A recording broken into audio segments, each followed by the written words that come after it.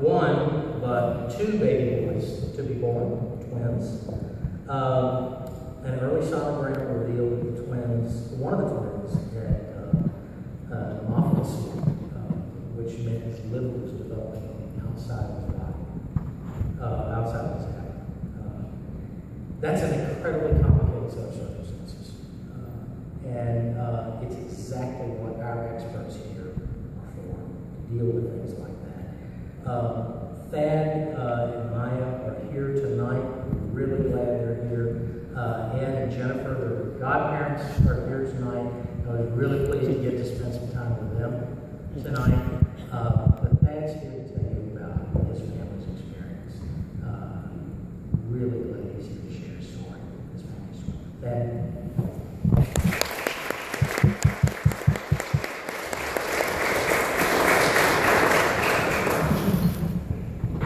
Thank you for that introduction. Tough act to follow. And I promised myself while you were up here speaking that I want a photo shoot. If you busted out there too late, I was not. Thank you for having me here tonight. I promise everything I say to you will be from the heart and true. So I do need to get one thing off of my chest. This is about as far outside of my comfort level as I can get. But I welcome being put in this position so that I can show you my gratitude for the work that you do at Junior Counsel and for everything that my wife and I know about Children's National. This is the first time in my 4 decades in counting that I've ever spoken publicly on personal matters. Never had a social media account, and to know me is to know that I'm fiercely proud. So thank you for having me. I was introduced as Thad Musser, and the reality in life is that many days we wear many hats. To some I'm Thad, to some I'm Thaddeus. On a good day I'm Honey. To some I'm Sweet Pea, and to very select few Kern. But here tonight I'm here to speak to you as a dad, as a children's hospital father. In order for me to explain to you what that means to me, I need to share with you my 3 living achievements. First and foremost, I've been very blessed in my life to have incredible people. I share true unconditional love with more than just a couple friends who are the greatest family one could ever wish for. And I can trace that lineage back to my very first day of kindergarten. Second, I can never talk to you about being a father without telling you what it means to me to be the husband to my wonderful wife, Maya Musser. I was the youngest of an all-boy family. I grew up in Pittsburgh, of a family that predominantly only produced males. So I had a very fun upbringing and a rowdy upbringing. But when the time came for us to get serious about planning a family, I knew for certain that I did not have one nurturing bone in my body. But I wasn't scared, because on the very first day I met my wife, I knew that her emotional intelligence was so far superior to mine that when the time came, with her big heart and her big EQ, that she would help cultivate me into the father that I wanted to be. My 3rd living achievement is in fact being the father to Hunter B. Musser and Logan Luther King Musser, who were born right across the street at the Washington Hospital Center on the first day of winter in December of 2010. Within less than a month, my wife and I will celebrate the Baker's Dozen for our 13th anniversary. We were 27 when we were married. We didn't rush into having a family. I had the fortune to be working overseas, and when I returned from that, I wanted to pursue my graduate studies. Upon getting serious about having a family, we wanted to move back east to Northern California, and I wanted to get my business off the ground. After several years of trying, we both underwent 4 diagnostics and realized in order for us to conceive, it was going to take the Immaculate Conception. So we evaluated our options and decided to give the B show a try. I'll be honest with you, I wasn't entirely comfortable with that. And so we came to agreement that we would try once, and we weren't going to get a TLC cable show. So we did stack the deck in our favor. And with good fortune, my wife became pregnant. We had a couple scares real early on, but after a couple weeks hit a nice groove. And then one day I received a call at work, which was to meet her at home early. I share this experience for you because I truly view it as being the first stage of me becoming a father. In my first 37 years, I was a very self-motivated guy, but I was also very self-centered and self-focused. I couldn't have predicted what my natural reaction would be. In hindsight, I look back on it fondly because I instantly knew that this was bigger than me and that my sole focus should be on caring for my wife. That was a big step of development for me, which I could not have predicted. Now, to my surprise, I found out that egg split were having identical twin boys. Well, I thought I was scared before I talked to her. But I pulled off my best Oxford performance, struck the Rocky pose, gave her a big hug, maybe even a high five, and said I had to get back to work to attend to a few items.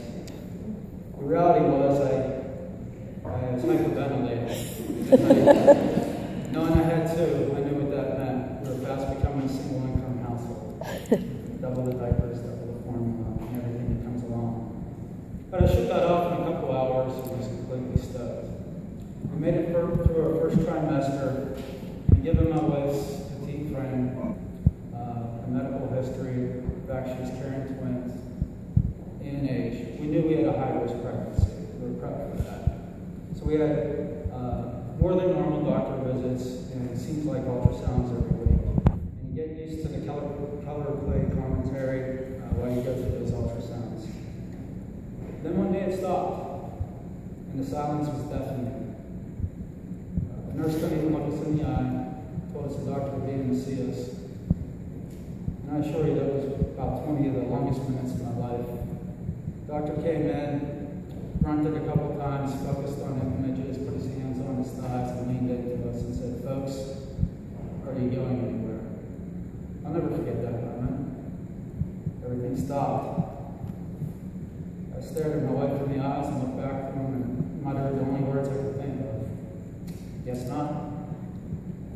We waited for 45 minutes, really unable to talk, not knowing what to say, but holding each other's hands and feel the fear coursing through each other's veins. We didn't learn everything that day, but over the coming weeks of testing, realized that one of our sons, who now is named Logan, his liver was developing outside his abdomen. The reality is, we were comforted right away that that physical ailment could be repaired, but it was also a precursor to possibly larger problems that we may be facing.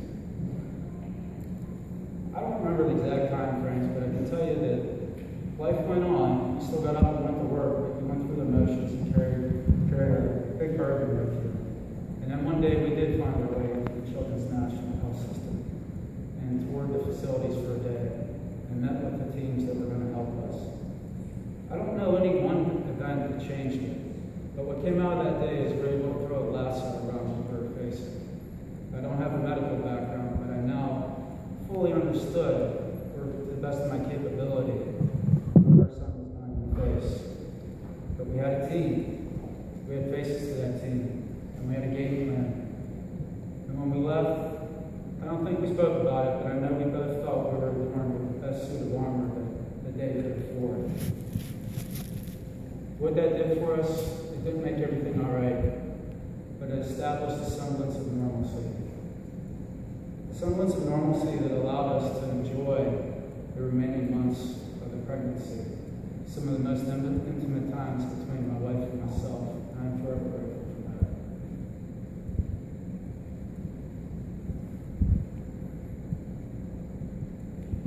Well, true to form, with my wife being very small, boys came 2 months early.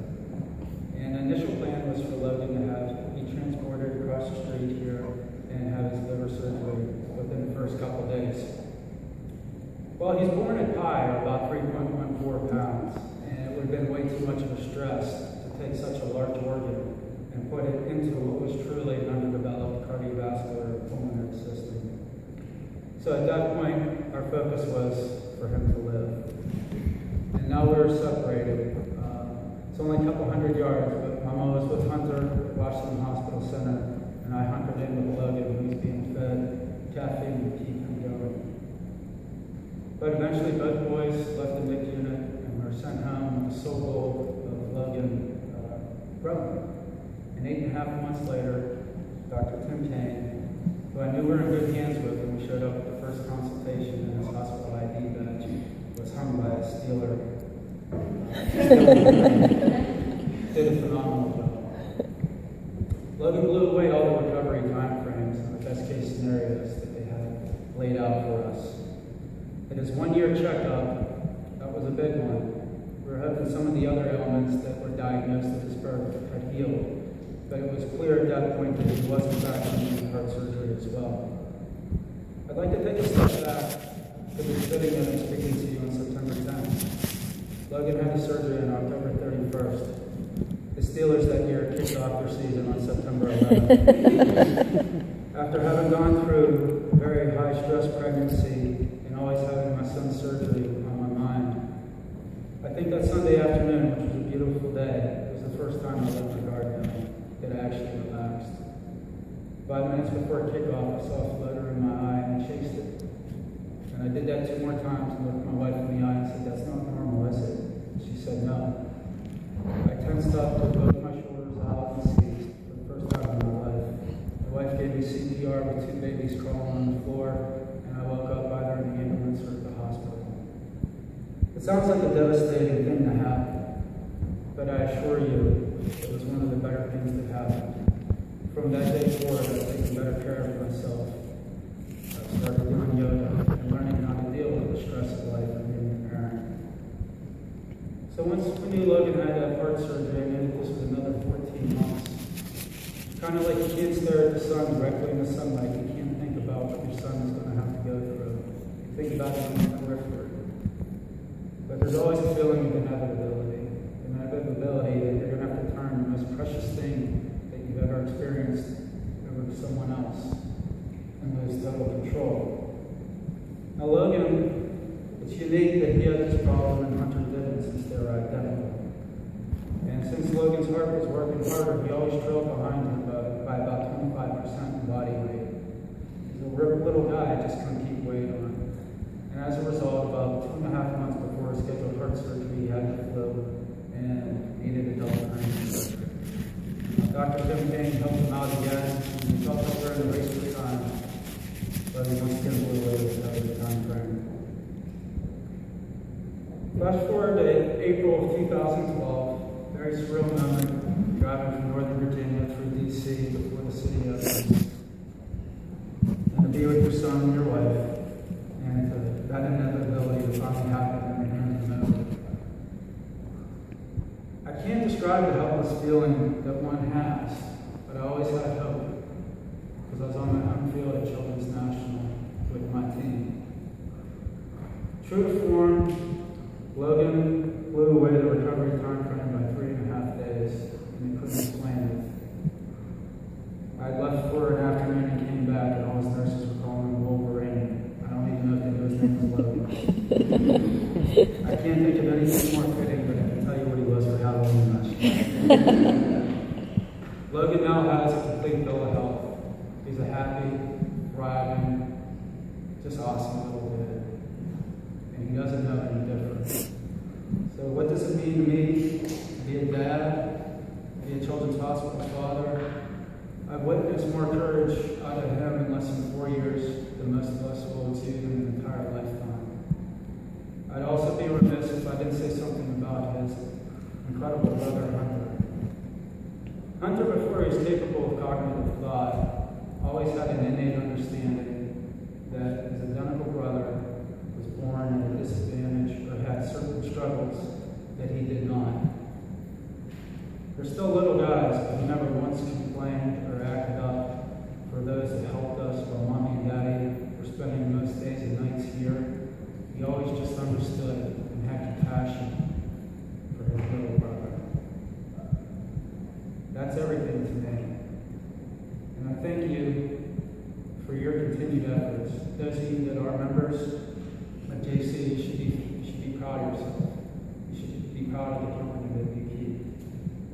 Myself and my family are eternally grateful to you, what you're doing, and the Children's National. I'd like to thank Meredith Gregerman and house and